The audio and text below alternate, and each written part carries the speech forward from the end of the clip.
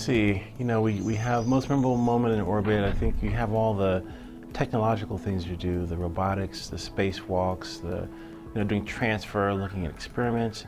But I think for me on the first flight in 2008 with Dr. Whitson and crew up on the space station, it was the moment that she said, okay, we're gonna have dinner over in the service module, and we all love to eat, You guys bring the vegetables, we'll have the meat.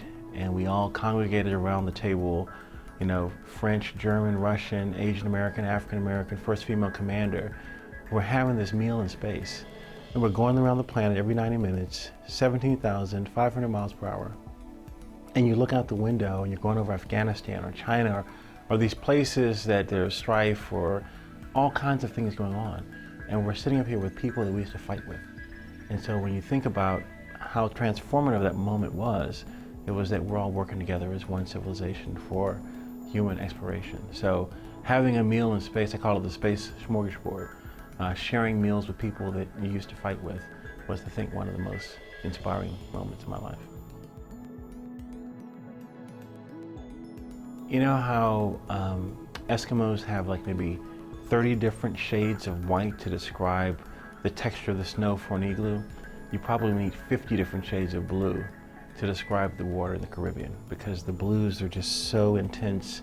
And I have a few definitions of words to describe color, but you can't do it justice with the vocabulary that we have for looking at the blue, the turquoise, the indigo, the azure. I mean, just incredible colors. So I think that was something that wasn't, you don't think about color. I mean, I think about, sunrise, sunset, the blackness of space and the snow-capped mountains, but the blue of the water was just so stunning. Sitting there and they're counting down to about 5 minutes and they're saying, okay, it's looking pretty good, we're gonna launch today.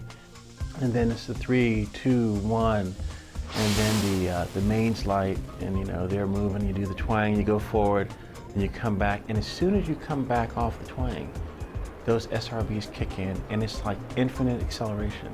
You think of a fast sports car, and you're going 100 miles an hour, and you accelerate up to 100 miles an hour, and you're pinned in your seat, but this was like, 100,000 times more intense than that, because, granted, we're only doing 3 Gs at the maximum acceleration, but still, you just feel like it's infinite. And you're pinned into your seat, you feel 3 times your weight on your chest, you're hard to breathe, you're laboring to breathe a little bit, and then, the SRBs come off, and so the load gets a little lighter, and you're like, wow, okay, we're heading to space. I'd say it's the that initial jolt, and then seeing the planet leaving you at a rapid pace was just so awe-inspiring. Yeah, I think the landing, you're coming back in the atmosphere and you're starting to build up the Gs, and you saw this plasma coming over the top of the orbiter, and you're thinking, wow, that's really hot. Back lower in the atmosphere, and you're starting to get some Gs on you. And then, all the muscles that you didn't have to really use in space, now you're having to fight against the resistance of the suit as well as the gravitational pull.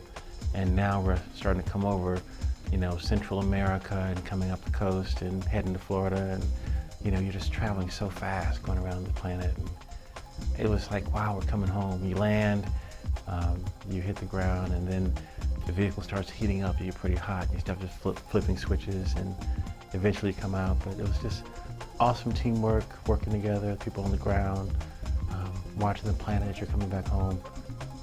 Hard to describe again, just fantastic.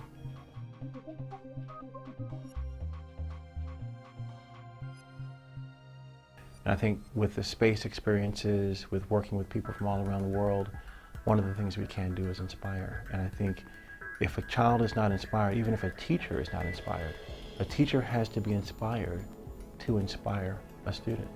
So our charter is to inspire both teachers and students, and also lifelong learners, because that is really what's going to help fuel and continue to carry the message of exploration, curiosity, and discovery. So I thought that I had that piece of me to add to the mix to allow us to help inspire the next generation. How do we put all this into this pot? We got the meat, the vegetables, the spices, to make this thing work, and to get a kid to take a little sip of this, and take a little bite of this, and say, wow, I want to be an explorer. Wow, I want to be an astronaut. Wow, I want to be a scientist that's developing the next cure for cancer. Wow. I want to be the engineer that builds this new vehicle to take us to Mars. That's what we want to do, collectively, with the nation and the world.